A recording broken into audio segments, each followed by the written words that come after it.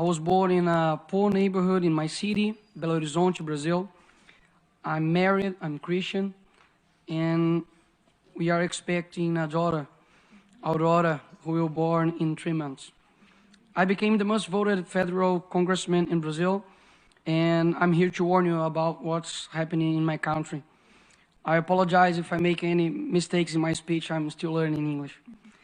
The left returned to power in the presidencies of Brazil this year, but it has had the power of universities, media, and culture for decades. America is like a body, and its health is a tripod: patriotism, morality, and spirituality. If someone undermines these 3 areas, America will collapse from within. Stalin said this. They have known the secret for a long time and use all possible means to achieve their goal, the destruction of the family. But you may wonder, wouldn't that be too radical of an idea? Does anyone really want to do this? And after all, how would they do that? First, they destroy the sense of reality. There is no longer right and wrong, good or bad. Everything is relative. When they say that, why then say that man exists? Women, aren't they concrete concepts? Therefore, they must be abolished. Then they move on stage number 2, the destruction of identity. If you are nothing, then everything can be everything. Therefore, they will destroy your identity as a person. Young people no longer know what or who they are. They are carried away by any wind of doctrine and cling to what is fashionable. They tell you, dress like this, use this type of language, and finally, live like this. It is the generation most lacking in good references that has ever existed.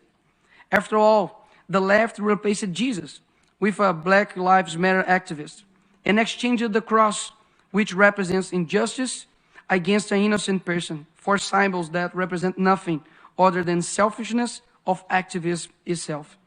By the way, the rainbow is not yours, but ours. Read the Bible and you'll find out.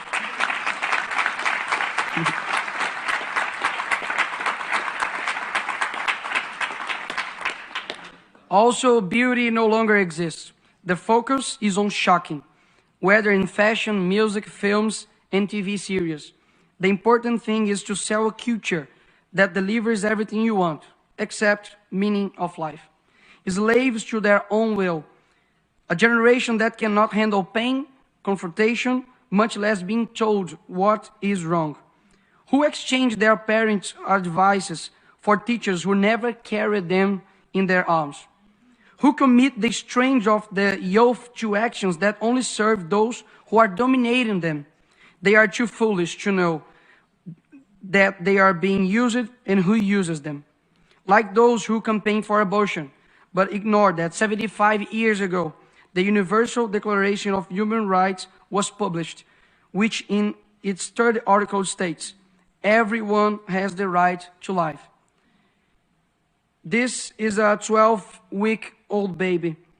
His or her heart is already beating. It has a fingerprint. There is no one in the world like this baby. When they find a bacteria on Mars, they call it life. But this child is just a clump of cells to them.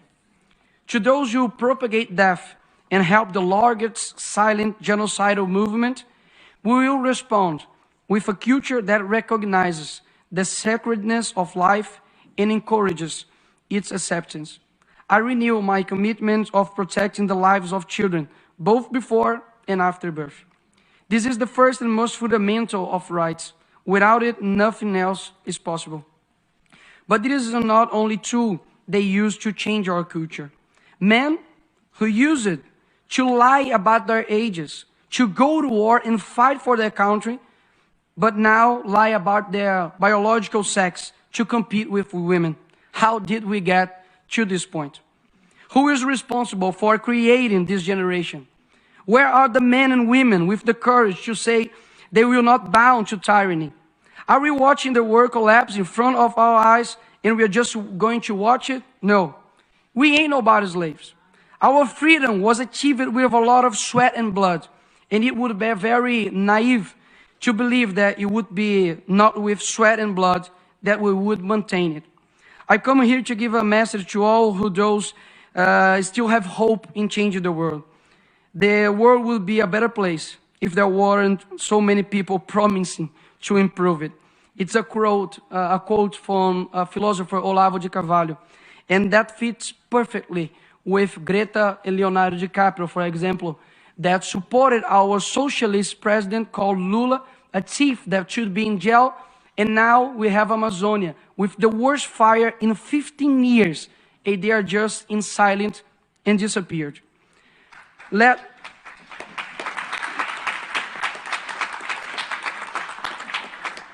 us first be the change. I know that the situation looks terrible and the conservatives tends towards private life, his work and his family. But if we don't rise up for public life, our private life will be and is in danger. To do this, we need to raise educators who will dictate new directions for UNESCO, for example. Education that teaches and not doctrinates. New judges who will honor the magisterium and deliver justice.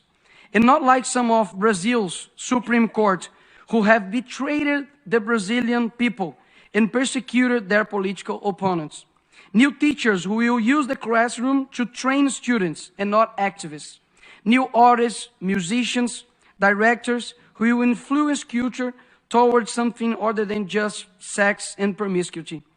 New people who will transform this world.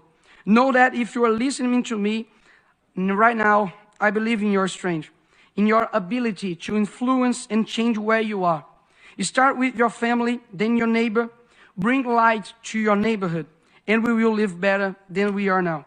We never know the extent of our influence, where our voice will reach. But I hope I have reached your heart, because I'm speaking from it. Love is the only thing that transcends time and space. So I hope this speech resonates across generations. To complete, I always say a phrase in Brazil. The present is theirs, but the future is ours. But I hope that one day I'll say, the present is ours, and so is the future. Thank you very much.